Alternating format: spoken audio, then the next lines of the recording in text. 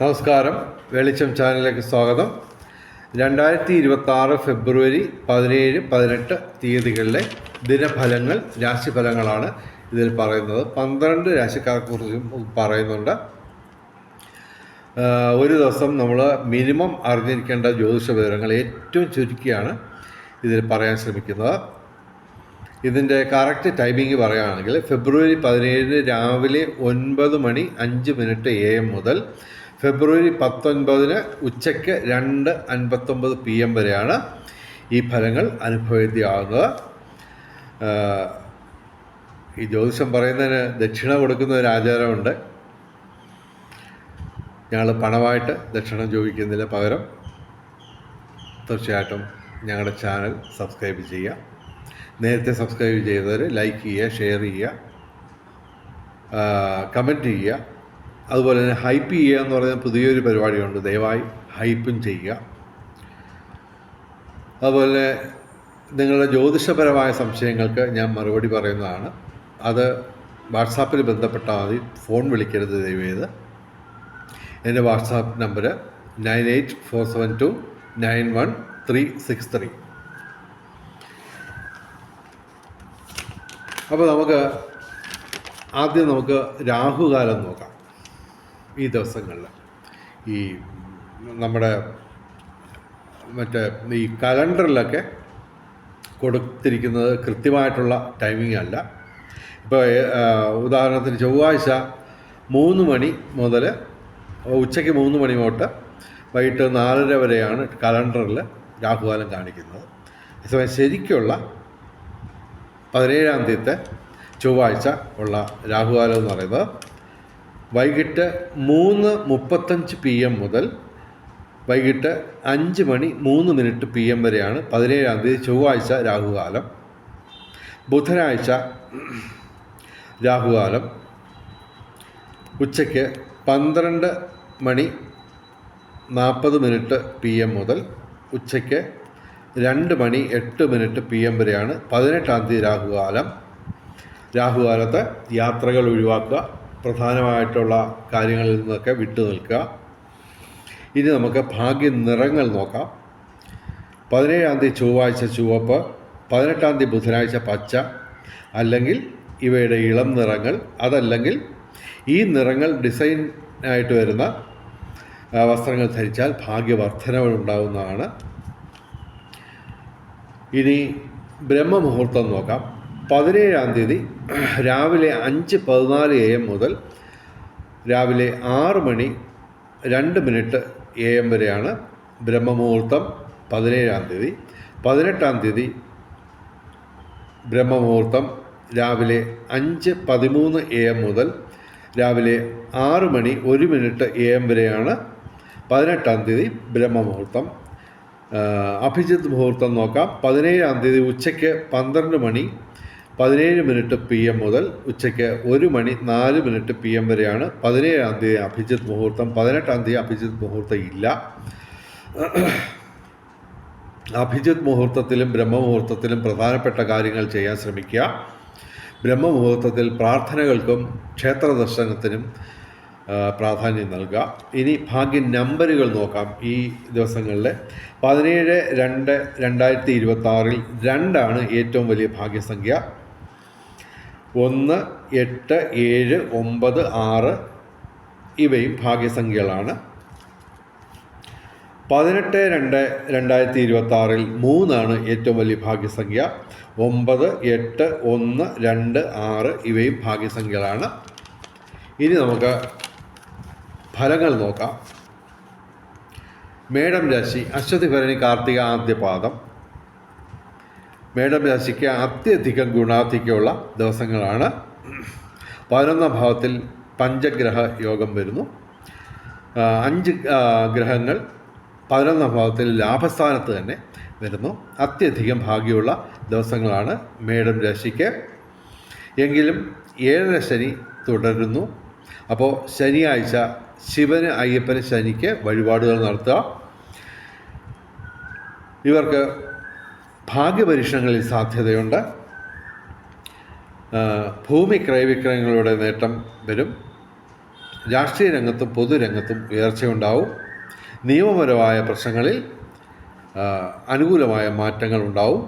പിതൃസ്വത്ത് ലഭിക്കാം. ഈ കുംഭമാസം മുഴുവൻ ഇവർക്ക് തൊഴിൽ ഭാഗ്യം, പിതൃഗുണം, സന്താന നേട്ടം ഇവ പ്രതീക്ഷിക്കാം. കലാസാഹിത്യ രംഗത്തും ബൗദ്ധിക രംഗത്തും വിദ്യാഭ്യാസ രംഗത്തും ഉയർച്ച പ്രതീക്ഷിക്കാം. വിവിധ സ്രോതസ്സിൽ നിന്ന് ധനവരവ് പ്രതീക്ഷിക്കാം. മേടം രാശിക്ക് അത്യധികം ഗുണാധിക്യമുള്ള ദിവസങ്ങളാണ്. ഇനി ഇടവൻ രാശി. കാർത്തിക അവസാന 3 പാദം, രോഹിണി മകയിരം ആദ്യ 2 പാദം.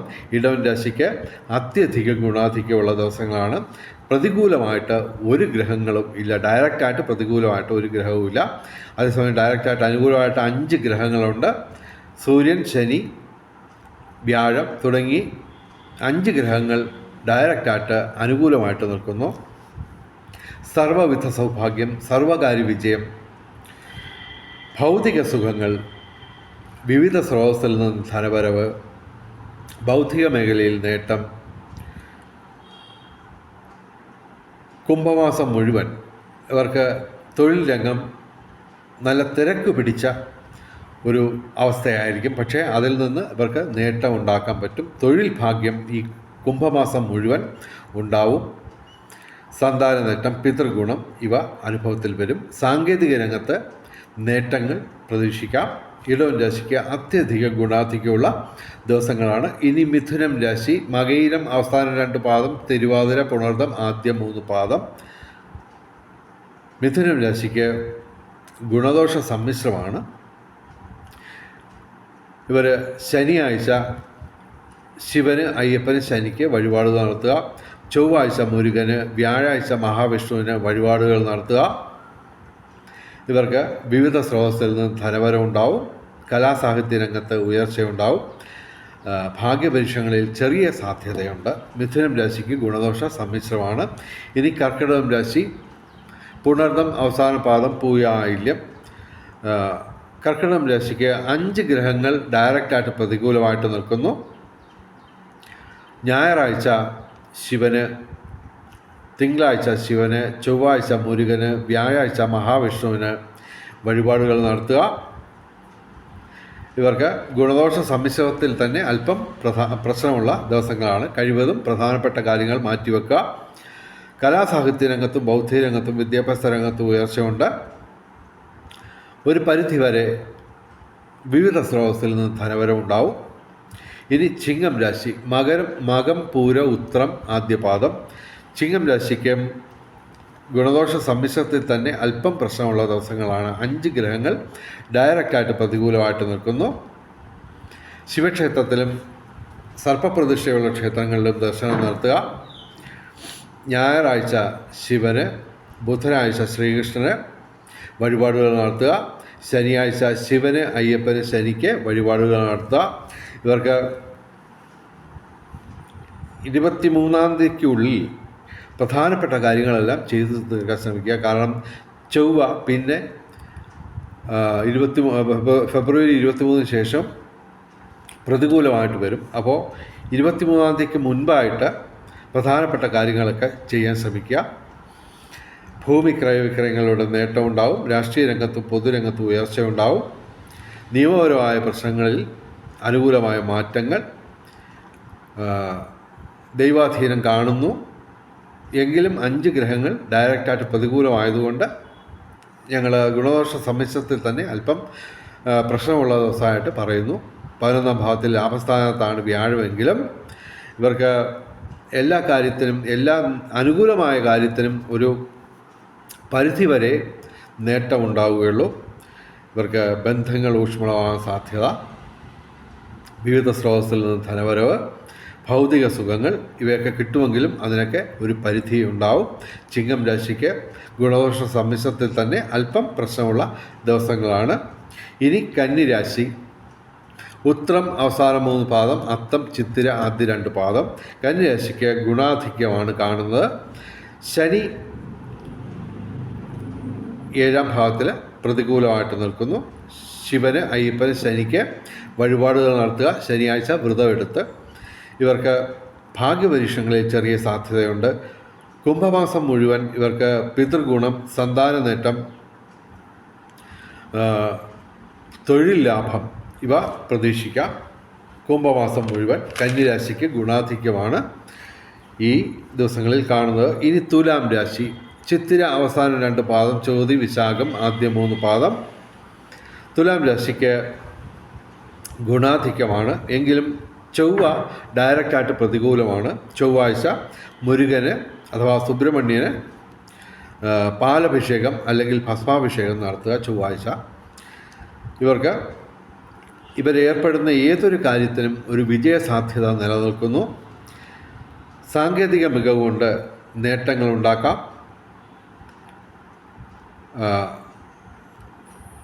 ഭൗതിക സുഖങ്ങൾ, വിവിധ സ്രോതസ്സിൽ നിന്ന് ധനവരവ്, ബന്ധങ്ങൾ ഊഷ്മളമാവും, സർവവിധ സൗഭാഗ്യം, സർവകാര്യ വിജയം, വിവിധ സ്രോതസ്സിൽ നിന്ന് ധനവരവ്, ഭാഗ്യപരീക്ഷങ്ങളിൽ സാധ്യതയുണ്ട്. ഇനി വൃശ്ചികം രാശി. വൃശ്ചികം രാശി എന്ന് പറയുമ്പോൾ വിശാഖം അവസാന പാദം, അനിഴം തൃക്കേട്ട. വൃശ്ചികം രാശിക്ക് ഗുണദോഷ സമ്മിശ്രമാണ്. വ്യാഴാഴ്ച ഇവർ മഹാവിഷ്ണുവിന് വഴിപാടുകൾ നടത്തുക. കലാസാഹിത്യ രംഗത്തും ബൗദ്ധിക രംഗത്തും വിദ്യാഭ്യാസ രംഗത്തും ഉയർച്ച ഉണ്ടാവും. വിവിധ സ്രോതസ്സിൽ നിന്ന് ധനവരവുണ്ടാവും. ഭൂമി ക്രയവിക്രയങ്ങളുടെ നേട്ടമുണ്ട്. രാഷ്ട്രീയ രംഗത്ത് നേട്ടമുണ്ടാവും. നിയമ പ്രശ്നങ്ങളിൽ ഇവർക്ക് അനുകൂലമായ മാറ്റങ്ങളുണ്ടാവും. ഇനി ധനുരാശി. മൂലം, പൂരാടം, ഉത്രാടം ആദ്യ പാദം. ധനുരാശിക്ക് ഗുണാധിക്യമാണ് കാണുന്നത്. എങ്കിലും കണ്ടകശനി തുടരുന്നു. ശനിയാഴ്ച ശിവന്, അയ്യപ്പന്, ശനിക്ക് വഴിപാടുകൾ നടത്തുക. ഭാഗ്യപരീക്ഷങ്ങളിൽ സാധ്യതയുണ്ട്. കുംഭമാസം മുഴുവൻ ഇവർക്ക് തൊഴിൽ ഭാഗ്യം, പിതൃഗുണം, സന്താന നേട്ടം ഇവ പ്രതീക്ഷിക്കാം. പിതൃസ്വത്ത് ലഭിക്കാനുള്ള സാധ്യത, പൂർവിക സ്വത്ത് ലഭിക്കാനുള്ള സാധ്യത, അല്ലെങ്കിൽ അതുവഴി നേട്ടം ഉണ്ടാകാനുള്ള സാധ്യത, ഭൗതിക സുഖങ്ങൾ, വിവിധ സ്രോതസ്സിൽ നിന്ന് ധനവരവ്, ബന്ധങ്ങൾ ഊഷ്മളമാവും, സർവവിധ സൗഭാഗ്യം, ഭാഗ്യപരീക്ഷണങ്ങളിൽ ചെറിയ സാധ്യത. ധനുരാശിക്ക് ഗുണാധിക്യമാണ് കാണുന്നത്. ഇനി മകരം രാശി. ഉത്രാടം അവസാന 3 പാദം, തിരുവോണം, അവിട്ടം ആദ്യ 2 പാദം. മകരം രാശിക്ക് ഗുണദോഷ സമ്മിശ്രമാണ്. എങ്കിലും ഇവർ ചൊവ്വാഴ്ച മുരുകന്, വ്യാഴാഴ്ച മഹാവിഷ്ണുവിന് വഴിപാടുകൾ നടത്തുക. ഇവർ ഏർപ്പെടുന്ന ഏതൊരു കാര്യത്തിനും ഒരു വിജയസാധ്യതയുണ്ട്. ശനി അനുകൂലമായതിനാൽ, ശുക്രനും ബുധനും അനുകൂലമായതിനാൽ കലാസാഹിത്യ രംഗത്തും ബൗദ്ധിക രംഗത്തും വിദ്യാഭ്യാസ രംഗത്തും ഉയർച്ചയുണ്ടാവും. ബന്ധങ്ങൾ ഊഷ്മളമാവും. വിവിധ സ്രോതസ്സിൽ നിന്ന് ധനവരവുണ്ടാവും. മകരം രാശിക്ക് ഗുണദോഷ സമ്മിശ്രമാണ്. എങ്കിലും കുറച്ചു കാലം, അതായത് ഫെബ്രുവരി 23 മുതൽ ഇവർക്ക് നേട്ടങ്ങൾ വന്നു തുടങ്ങും. ഏകദേശം ഇനി വരുന്ന കുറച്ച് കാലം ഇവർക്ക് നല്ല കാലം വരാൻ തുടങ്ങാൻ പോവുകയാണ്. മകരം രാശിക്കാർക്ക് ഈ ദിവസങ്ങളിൽ ഗുണദോഷ സമ്മിശ്രമാണ്. ഇനി കുംഭം രാശി. അവിട്ടം അവസാന 2 പാദം, ചതയം, പൂരുട്ടാതി ആദ്യ 3 പാദം. കുംഭം രാശിക്ക് ഗുണദോഷ സമ്മിശ്രത്തിൽ തന്നെ അല്പം പ്രശ്നമുള്ള ദിവസങ്ങളാണ്.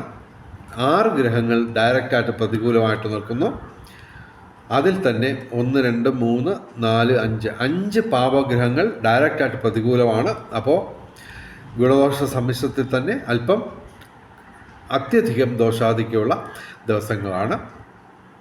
ഇവർ ഞായറാഴ്ച ശിവന്, ബുധനാഴ്ച ശ്രീകൃഷ്ണന്, ചൊവ്വാഴ്ച മുരുകന് വഴിപാടുകൾ നടത്തുക. ശനിയാഴ്ച ശിവന്, അയ്യപ്പന്, ശനിക്ക് വഴിപാടുകൾ നടത്തുക.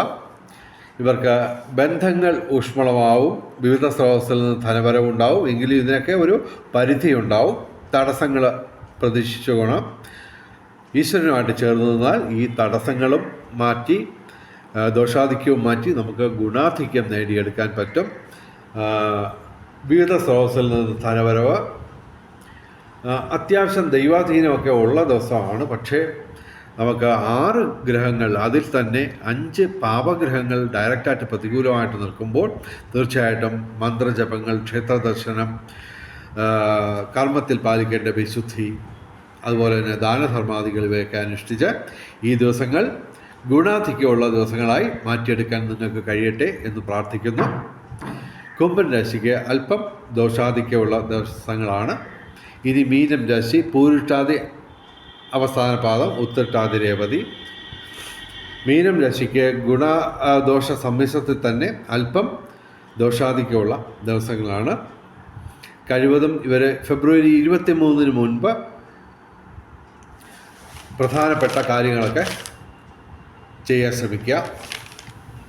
കാര്യം ഇപ്പോൾ നമുക്ക് 11ാം ഭാവത്തിൽ ലാഭസ്ഥാനത്ത് ചൊവ്വ നിൽപ്പുണ്ട്. അതുകൊണ്ട് അതിൻ്റെ ഒരു ബലത്തിൽ, പിന്തുണയിൽ നമുക്ക് നേട്ടങ്ങളൊക്കെ നേടിയെടുക്കാം. അപ്പോൾ അതിന് ശേഷം കുറച്ച് കാലം പ്രശ്നമാണ്, മാസങ്ങളോളം തന്നെ പ്രശ്നങ്ങളാണ്. ഏകദേശം 3 മാസത്തോളം പ്രശ്നമായിട്ട് നിൽക്കും. ഇവർ ശനിയാഴ്ച ശിവന്, അയ്യപ്പന്, ശനിക്ക് വഴിപാടുകൾ നടത്തുക, വ്രതമെടുത്ത്. അതുപോലെ തന്നെ ഞായറാഴ്ച ശിവന്, തിങ്കളാഴ്ച ശിവന്, ബുധനാഴ്ച ശ്രീകൃഷ്ണന് വഴിപാടുകൾ നടത്തുക. പറ്റുമെങ്കിൽ എല്ലാ ദിവസവും ശിവക്ഷേത്രത്തിലും സർപ്പപ്രതിഷ്ഠയുള്ള ക്ഷേത്രങ്ങളിലും ദർശനം നടത്തുക. ഇവർക്ക് ഭൂമി ക്രയവിക്രയങ്ങളുടെ നേട്ടമുണ്ട് ഫെബ്രുവരി 23 വരെ. അതിനുശേഷം പ്രശ്നമാണ്. രാഷ്ട്രീയ രംഗത്തും പൊതുരംഗത്തുമൊക്കെ ഉയർച്ച ഉണ്ടാവും ഒരു പരിധി വരെ. വിവിധ സ്രോതസ്സിൽ നിന്ന് ധനപരവും ബന്ധങ്ങൾ ഊഷ്മളമാവും. എല്ലാത്തിനും ഒരു തടസ്സമൊക്കെ വന്നു തുടങ്ങുന്ന ഒരു കാലഘട്ടമാണ്. കുറച്ച് കാലം ഈ ഫെബ്രുവരി 23 കഴിഞ്ഞ് കഴിഞ്ഞാൽ ഏകദേശം ഒരു 3 മാസം ഇച്ചിരി പ്രശ്നമുള്ള ദിവസങ്ങളാണ്. കഴിവതും മീനം രാശിക്കാർ 23-ാം തീയതിക്ക് മുമ്പായിട്ട് പ്രധാനപ്പെട്ട കാര്യങ്ങളെല്ലാം ചെയ്യാൻ ശ്രമിക്കുക. വെളിച്ചം ചാനലിൻ്റെ മുഴുവൻ പ്രേക്ഷകർക്കും സർവകാര്യ വിജയം, സർവ്വവിധ സൗഭാഗ്യം, രാജകീയ സുഖഭോഗങ്ങൾ, അപ്രതീക്ഷിത ധനലാഭങ്ങൾ, അപ്രതീക്ഷിത സൗഭാഗ്യങ്ങൾ ഇവ ഗുരുവായൂരപ്പൻ അനുഗ്രഹിച്ച് തന്ന് എല്ലാവരുടെയും ജീവിതത്തിൽ വെളിച്ചവും ഐശ്വര്യവും സമ്പൽ സമൃദ്ധിയും വന്നു ചേരട്ടെ എന്ന് പ്രാർത്ഥിച്ചുകൊണ്ട് വീഡിയോ അവസാനിപ്പിക്കുന്നു. നമസ്കാരം, ശുഭദിനം.